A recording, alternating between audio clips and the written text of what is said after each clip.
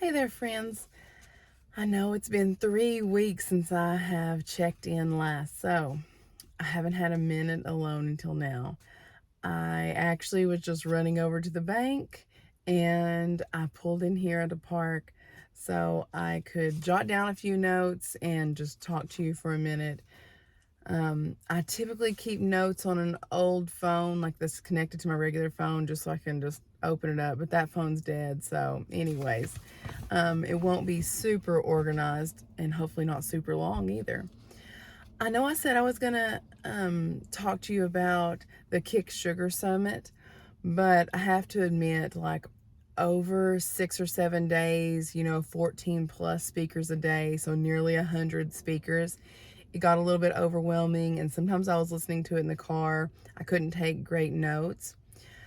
At the last day of the summit, they did put an advertisement up that you could buy access to the speakers for $99.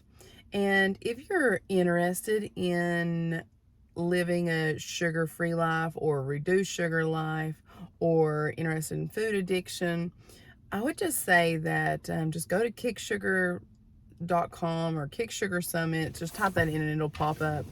And it'd be a very valuable $99. I mean, I was thinking about buying it even though I listened to most of them once, just so I could go back and take more notes.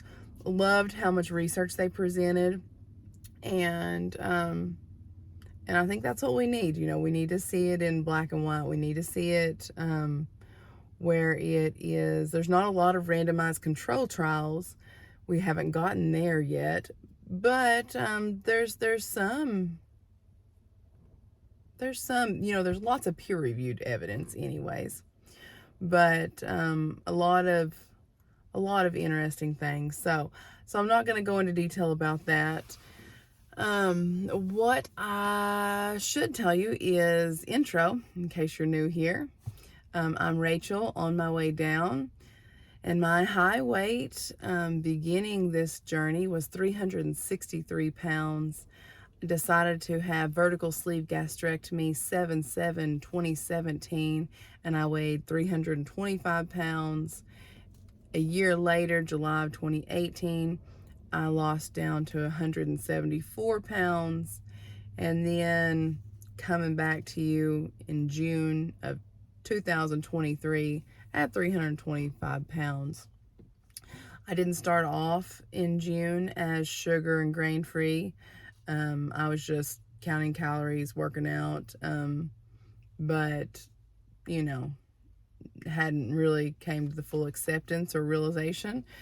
I think I have now. I think I have finally submitted to the idea, submitted to the fact that I am a food addict or a sugar addict or processed food addict, whatever you want to call it.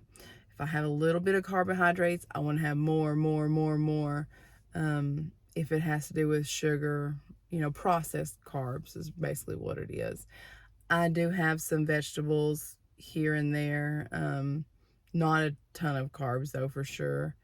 My current weight, though, today is 266 pounds.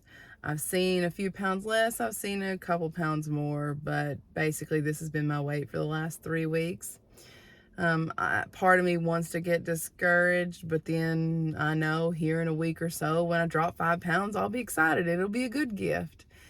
And also, I've been coming to the realization as far as working the 12 steps goes, I'm going to eat like this no matter what. And so what does it really matter if it takes me a year, 2 years? I mean, of course, we'd all like for it to happen faster, especially since so many of my clothes don't fit, because I got rid of all of my bigger clothing. And, of course, I bought a lot of new clothes at, sorry, I was distracted by people. I bought a lot of new clothes at my low weight, and then as I gained weight until I was at my regain weight, I didn't want to buy any clothes. And so just been stuffing myself into sweatpants, tights kind of things, like naturally oversized clothes. bought a couple of things I had to have, like scrub pants for work, that kind of thing. But so wardrobe still an issue. I found this in my closet. I'd never wore it before. It was ordered. I'd say it probably runs on the bigger side of things, which is the only reason I could fit into it. But I'll try to put a picture of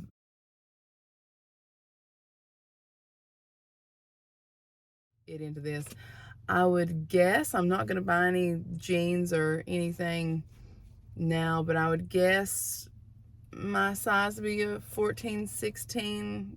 You know, large t-shirts are fitting pretty good now, but of course my hips, thighs are bigger, so anyways, I'm guessing that's where I'm at. I have been really busy with a lot of different events as usual. I thought it was going to slow down, but my middle son, his team did make it to football playoffs, so we was chasing that Super Bowl. Didn't end up working out for him, but we tried our hardest. He tried his hardest. Um, my youngest son, Christian, his performances, his plays went so good. He is such a talented little actor. He was doing the Annie performance. I'll try to put in a couple pictures there of that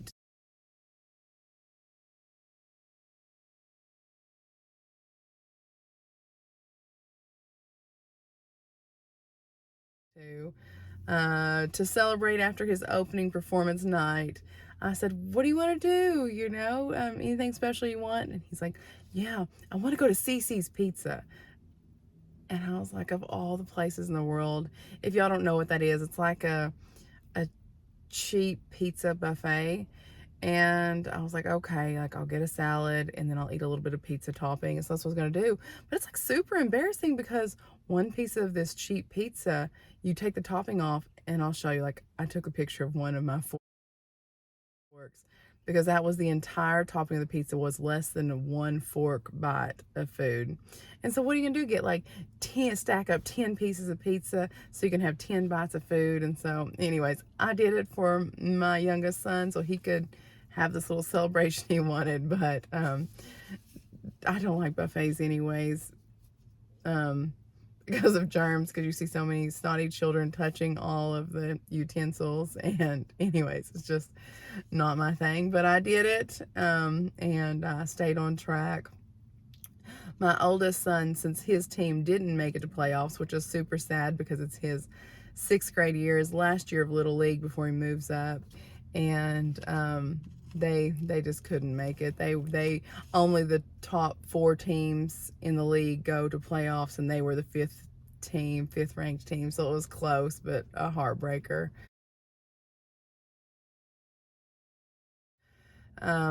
So since his team wasn't going to football playoffs, his basketball team immediately signed up for tournaments. So I've been traveling to his basketball tournaments. Um, he's not the best basketball player, so he's heartbroken about that too because he'd just rather be playing football. But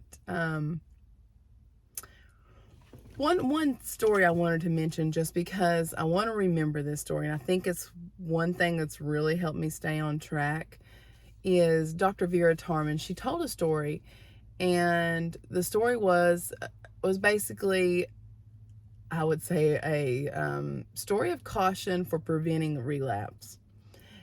And she gave this analogy of a dog, a little dog, barking for a treat.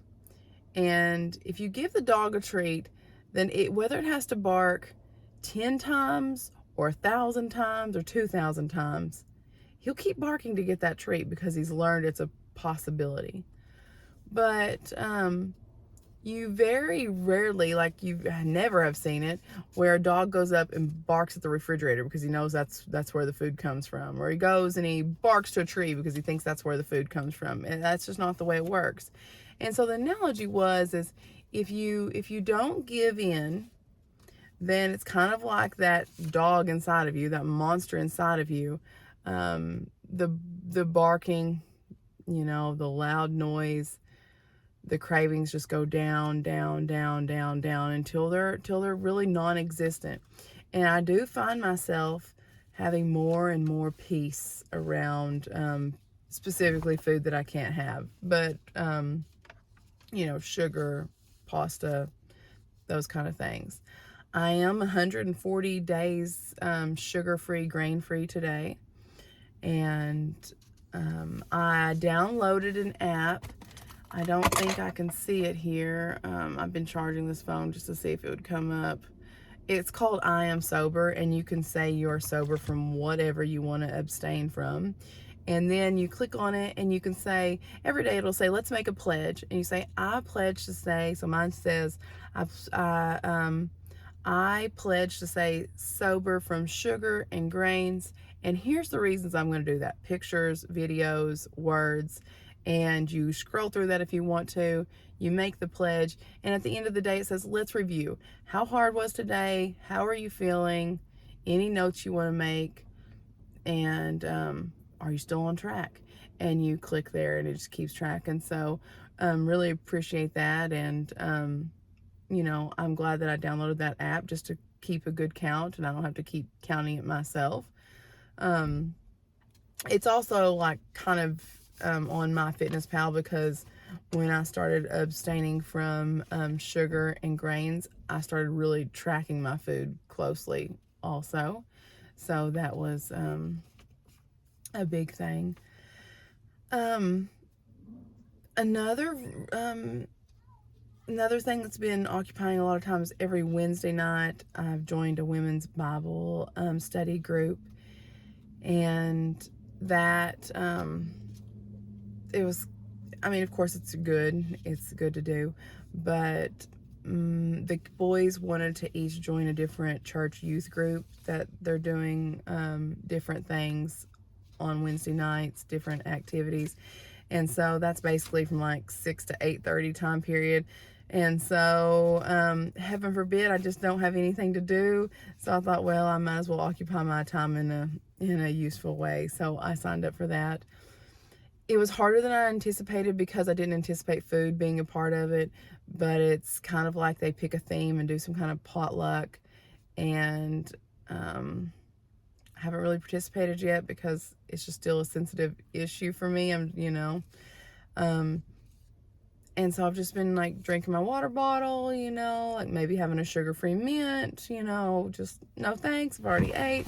But every week it seems like there's been more and more questions like, why aren't you having this? Oh, you've got to try this. Don't restrict yourself. Like, and I don't know. It's hard. It's sensitive. It's a sensitive subject, but like, God loves you no matter what. Like people just saying things like that, whether joking or realistic, I don't know. Of course, like I'm not really questioning. Part of me does, if you want to be honest. I do think that gluttony is a sin, and we all know I have went down that rabbit hole more than once. So I do believe God wants me to take care of myself and doesn't want me thinking more about food than Him. But anyways, I'm managing that. I hope that it just becomes the norm, that I'm just, I hope they recognize it as my norm so it won't be a question forever.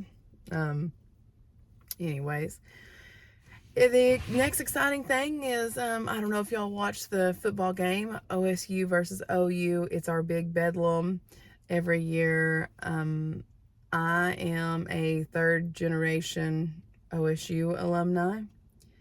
I don't tell very many people, but I did go to OU for graduate school. But anyways, I bleed orange, love the Cowboys, and we have lost more times than we've won, but you save the best for the last. And so our very last bedlam game, as they are saying, because OU is going to the SEC, the Cowboys won, and it was, and I was able to take the boys and just to share my university, to share the experience, and for them to see the Cowboys win and everyone storm the field and just the big party. It was really something. I hope the boys never forget it. I know I sure won't.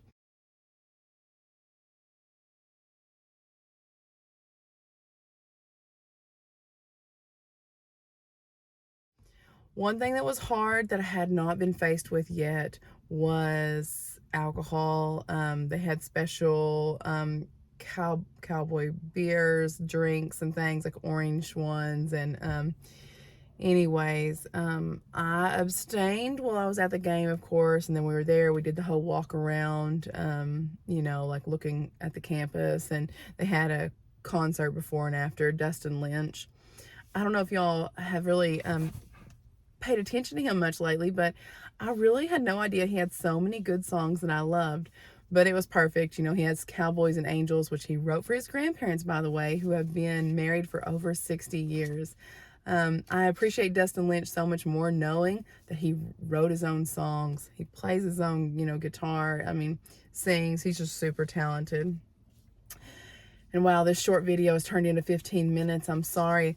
The last thing I was going to mention is what's been taking up the majority of my time. My grandmother, who is 85 years old, she fell out of bed and she broke her lumbar sacral spine. And so breaking her back like that, she's in a lot of pain. She's not walking very good. She also has Parkinson's disease.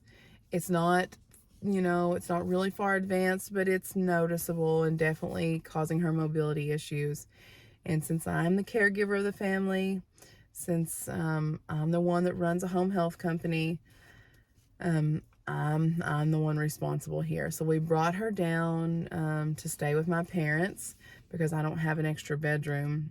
But spending a lot of time over there and a lot of resources just to get her all the care that she needs, as far as hiring nurses and nurses aides and getting her, you know, the OT, the PT, everything she needs to try to help her bounce back. She's always been such a vibrant person. You wouldn't guess she was 85 until you saw her, until she's had this injury. You know, it's always been more like she's 20 years younger. She's 65.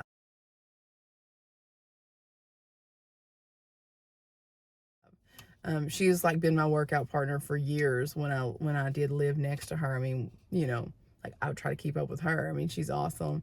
She's very homeopathic, you know, staying on top of vitamins but not taking medicine. So this is just really hard for her. If you're the praying, if you're a believer in prayer, believer in the Lord, if you could just say a prayer for my grandma that she gets well. Just like to see her get back to her old self and continue her vibrant life. My grandpa passed away about 1.5 years ago, and that's taken a toll on her also.